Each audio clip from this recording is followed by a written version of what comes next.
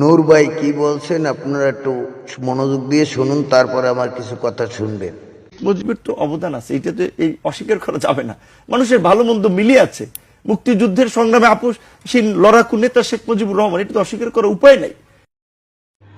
আজকের বাংলার 64 জেলার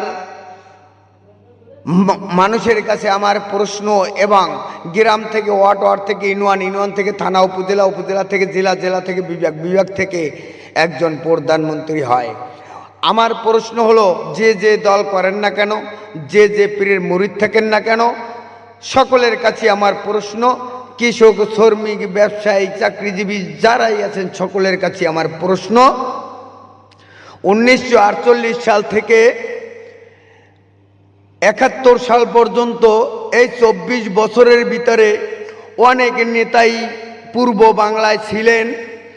ইয়া খান, আইয়ুব খান, মোহাম্মদ আলী জিন্না, ফাতেমা জিন্না এবং ভুট্টু সাহেব, মুস্তাক রহমান এবং সাত্তার সাহেব, টিটু সাহেব, মনসুর আলী, তাজউদ্দিন সাহেব, কাজী নজরুল ইসলাম, সৈয়দ নজরুল ইসলাম, একে শেরে বাংলা, অনেক নেতাই ছিলেন বাংলার মাটিতে, পূর্ব বাংলার মাটিতে। এবং বঙ্গবন্ধুর সিনিয়র, তার উস্তাদ যেমন হামিদ ভাসানী, আলহাজ হামিদ ভাসানী, তার সহকারী আমি বললাম, এই বাংলাদেশ স্বাধীনতার ঘোষক হিসাবে সায়েন্স, কমার্স, আর্টসের ভিতরে আমাকে দেখাতে পারবেন এই 1948 সাল থেকে 71 সাল পর্যন্ত এই 24 বছরের ভিতরে অনেক নেতাই ছিলেন। এই স্বাধীনতার ভূমিকা কার বেশি ছিলেন?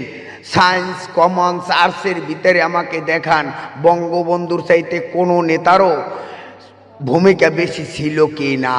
আমাকে যদি দেখাতে পারেন, আমি আর বঙ্গবন্ধুর বিরুদ্ধে কথা বলবো না, আমি আর আওয়ামী লীগের পক্ষে কথা বলবো না। তাই আমি বলতে চাই, বাংলাদেশটাকে সারা বিশ্বের কাছে কলঙ্কিত করবেন না। যে দল করেন না কেন, যে পীরের মুরিদ থাকেন না কেন, বাংলাকে মাথা নিচু করাবেন না এবং এমন কাজ করেন না বাংলার শিক্ষিত মানুষ, বাংলার রাজনীতিবিদ যে বাংলাদেশ নিম্ন শ্রেণীতে চলে যায় এবং সারা বিশ্বের কাছে কলঙ্কিত হয়। এই কাজগুলো করবেন না। মুক্তিযোদ্ধাদের অপমান করে কথা বলবেন না, বঙ্গবন্ধুকে আর অপমান করে কথা বললেন না। অনুরোধ।